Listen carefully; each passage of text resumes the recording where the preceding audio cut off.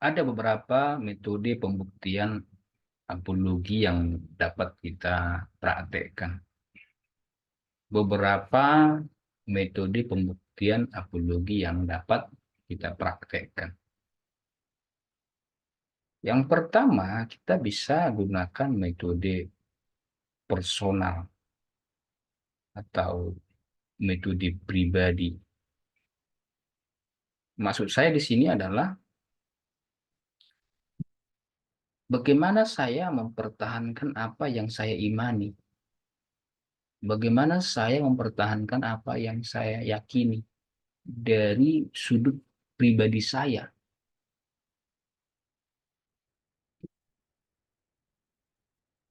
Apa pengalaman saya pribadi? Saya pasti punya pengalaman pribadi yang tidak selalu sama dengan pengalaman orang lain. Malahan jangan-jangan pengalaman pribadi saya ini unik, sehingga menjadikannya lebih berkesan. Orang lain pun akan lebih terkesan, karena saya langsung mengalaminya. Contoh saja saya berdoa dalam nama Tuhan Yesus, lalu doa saya dijawab. Saya sakit, saya berdoa dalam nama Tuhan Yesus, lalu saya sembuh. Itu hal-hal yang dapat dikategorikan sebagai hal-hal personal, pengalaman pribadi. Orang tidak dapat membantahnya karena saya ngalami. Silahkan Anda tidak setuju, tapi saya ngalami. Akhirnya saya tidak akan undur dari iman karena pengalaman saya membuktikan yang saya imani adalah kebenaran. Nah, memang ini jadinya subjektif. Orang akan berkata, ah itu subjektif. Kamu menyebutnya kebenaran karena kamu mengalami. Sementara saya kan nggak ngalami. Jadi saya nggak bisa sebut itu sebagai kebenaran. Ah, memang akan ke situ jadinya.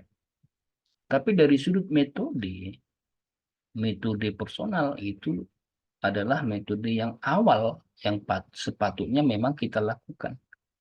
Jangan sampai kita tidak punya pengalaman pribadi yang boleh mendukung iman kita.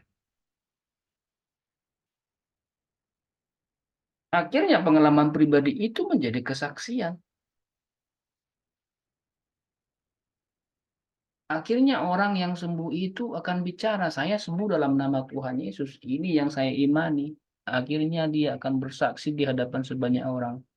Bersaksi adalah mempublikasi apa yang dialami sendiri. Mempublikasi apa yang dilihat, yang dirasakan. Maka saya dapat membuktikan kebenaran iman saya dengan menyaksikannya di hadapan khalayak ramai. Orang saya mengalami kasih Tuhan kok. Yesus mengasihi saya, lalu saya saksikan. Saya bicara seluas-luasnya, saya sampaikan dengan kepada sebanyak mungkin sahabat orang yang saya kenal. Saya tidak ragu karena itu yang saya alami. Beda kalau orang lain yang ngalami. Kalau orang lain yang ngalami, saya mungkin menceritakannya separuh-separuh, setengah hati karena bukan saya yang ngalami. Akan tetapi karena saya sendiri yang ngalami, saya akan berbicara leluasa. Saksikan leluasa sebebas-bebasnya. Saya betul-betul mengalaminya secara praktis. Saya lah subjek. Saya lah objek yang mengalaminya. Metode pembuktian yang kedua yang sepatutnya juga dijalankan oleh warga gereja adalah metode presuposisional. Metode presuposisional. Artinya adalah saya mengadakan pembuktian apologi dengan bukti-bukti yang sudah ada. Memang Alkitab sudah mencatatnya. Pada mulanya Allah menciptakan langit dan bumi. Di Alkitab sudah dicatat bahwa pencipta alam semesta adalah Tuhan Allah, dalam bahasa Ibrani Elohim. Saya sampaikan itu bukti Alkitab. Firman itu telah menjadi manusia. Saya sampaikan itu dalam Alkitab. Ini bukti Alkitab. Yohanes pasal 1 ayat 14. Firman itu telah menjadi manusia. Siapa firman itu? Pada mulanya adalah firman yang sudah ada sejak awal. Firman itu adalah Allah sendiri. Sudah banyak ayat Alkitab yang saya baca dan saya satu persatu mulai hafalkan. Saya kumpulkan itu sebagai bukti-bukti yang mendasar soal keimanan Kristen. Itu sebabnya saudara seharusnya menghafal ayat-ayat Alkitab. Meskipun memang tidak dapat kita katakan semua ayat kita hafal. Saya rasa itu mustahil karena setebal itu Alkitab.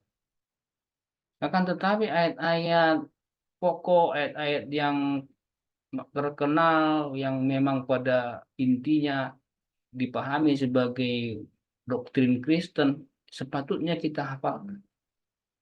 Disitulah memang kita perlu banyak belajar juga Alkitab.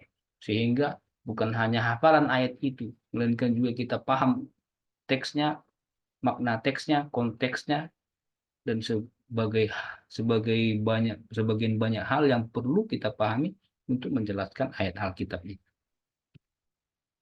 Di sini juga kita perlu mendalami soal sejarah, entah sejarah Alkitab, entah sejarah gereja, entah teologi sejarah, bagaimana perkembangan kekristenan, dan juga bagaimana perkembangan doktrin itu. Bagaimana doktrin itu kemudian muncul, kenapa kemudian itu dibincangkan, ajaran-ajaran mana yang kemudian diterima gereja sebagai kebenaran, dan ajaran-ajaran mana yang kemudian ditolak gereja. Itu memang harus kita pahami. Karena kita bukan orang yang membuat teologi sendiri. Kita ini adalah orang yang menggunakan teologi sebagai hasil teologi orang-orang yang sudah menjalaninya sepanjang sejarah. Saya tidak dapat mengatakan teologi yang saya anut adalah teologi baru hasil karya saya. Karena nyatanya yang saya baca adalah hasil pemikiran orang-orang sebelum saya. Entah kemudian saya pahami dengan makna yang agak saya warna sedikit, harusnya dia betul-benar warna merah, kemudian merahnya saya kurangi sedikit, itu kan berarti saya bukan membuat yang baru. Teologi itu yang saya modifikasi. Maka saya tidak boleh melupakan sejarah. Saya harus sungguh-sungguh belajar sejarah gereja mula-mula, abad awal, tahun 30, abad pertengahan, abad reformasi, abad modern, dan sekarang dapatlah kita sebut abad postmodern. Bagaimana para teolog telah bergumul, bagaimana para teolog mengadakan perkumpulan konsili-konsili. Mereka membincangkan natur Kristus, natur ilahi, dan natur manusianya. Nah, saya harus paham betul soal sejarah itu. Itu sebabnya saya katakan dalam video-video yang sebelumnya, saya tidak boleh terlalu sombong dengan apa yang sudah saya pahami sehingga tidak mau mendengarkan orang lain bicara.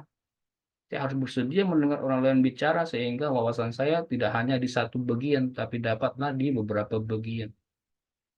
Pendekatan presuposisional dapatlah kita gunakan sebagai metode pembuktian apologi.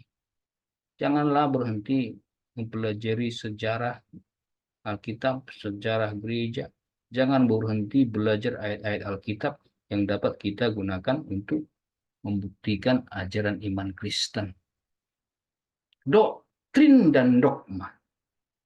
Apa bedanya doktrin dan dogma? Doktrin adalah ajaran Kristen yang telah diterima sejak awal gereja dengan konsili-konsili yang sudah diadakan gereja. Pertemuan gereja sedunia. Disusunlah doktrin tentang kristologi, tentang soteriologi, tentang teologi proper. Bagaimana doktrin Kristen tentang Tritunggal? Saya harus pahami doktrin itu. Itu doktrin. Sudah dirumuskan di dalam konsili zaman dulu. Saya berarti mengikuti itu aja. Kenapa saya harus menyusun doktrin sendiri? Apa bedanya dengan dogma? Dogma adalah yang kemudian doktrin-doktrin yang minor dalam prakteknya kemudian masuk ke gereja. Lalu gereja buat dogma. Doktrin inilah yang diterima gereja A, diakuilah oleh gereja Gereja itu bukan yang tapi yang sinodal. Misalnya kelompok gereja sinode Pentakosta, kelompok gereja sinode sidang jemaat Allah. Nah, mereka membuat dogmanya sendiri.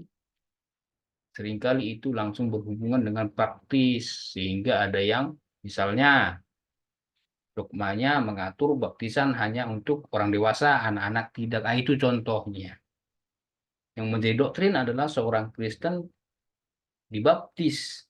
Yang menjadi dogma adalah seorang Kristen dibaptis percik, misalnya dogma gereja A. Dogma gereja lain, orang Kristen dibaptis selam. Itu sudah dogma. Kita pahami itu. Sehingga ketika kita berhadapan dengan orang-orang yang mempertanyakan soal iman Kristen, kita buktikan dengan posisional. Yang ketiga, kita gunakan metode evidensial. Apa maksudnya ini? Maksudnya kadang-kadang orang rupanya tidak meminta bukti Alkitab. Ada kalanya orang tidak bersedia mendengar pengalaman pribadi kita. Pengalaman pribadi tidak diterimanya, bukti-bukti Alkitab ditolaknya dengan alasan apa? Alkitabmu itu nggak kuterima sebagai kebenaran. Pengalaman pribadimu pun aku nggak mau terima. Coba pakai hal umum, coba pakai filsafat, coba pakai hal-hal di luar Alkitab. Nah, di sini pembuktian ketiga berlaku. Saudara, kenapa ada mata kuliah filsafat di STT? Saudara harusnya paham itu. Karena sekolah teologi adalah keilmuan, sehingga perlu belajar filsafat, mencintai pengetahuan, mencintai pengetahuan. Seseorang harus bisa menjelaskan dengan logis, bekerja dengan penalaran, kan begitu maksudnya. Bagaimana menjelaskan topik A sehingga lebih mudah dipahami dengan logika. Ketika dia tidak mau menerima apa yang disebut Alkitab, sampaikan secara logika. Bagaimana saya bisa tahu bahwa Tuhan Allah itu ada? Tolong jangan sebutkan Alkitab. Tolong jelaskan secara filsafat. Saudara bisa dengarkan video yang sudah ada sebelumnya. Di situ pembuktian eksistensi Allah. Anda pakai itu menjelaskan keberadaan Allah. Maka di sini memang kita harus berwawasan luas. Janganlah hanya jago kandang. Janganlah hanya berpikir saya sudah jago teologi. Saya sudah pahami Alkitab. Tidak cukup. Seorang yang akan bergerak menuju kedewasaan rohani menjadi seorang yang berapologi, maka dia harus meningkatkan wawasannya juga yang di luar Alkitab. Saya harus belajar filsafat. Selain saya belajar Alkitab dan selain saya belajar apa yang saya pahami dalam doktrin dan dogma Kristen, saya pun harus membuka wawasan jendela pikiran saya untuk belajar hal di luar itu. Janganlah menjadi katak dalam tempurung. Emang ini pendekatan kadang-kadang dikatakan orang hati-hati, awas, malahan jadi lebih rumit, malahan jadi tersesat. Ya, memang semua ada risikonya. Pebisnis kecil risiko kecil, pebisnis besar risiko besar, kan begitu. Saudara mau hal yang kecil, ya risiko kecil lah.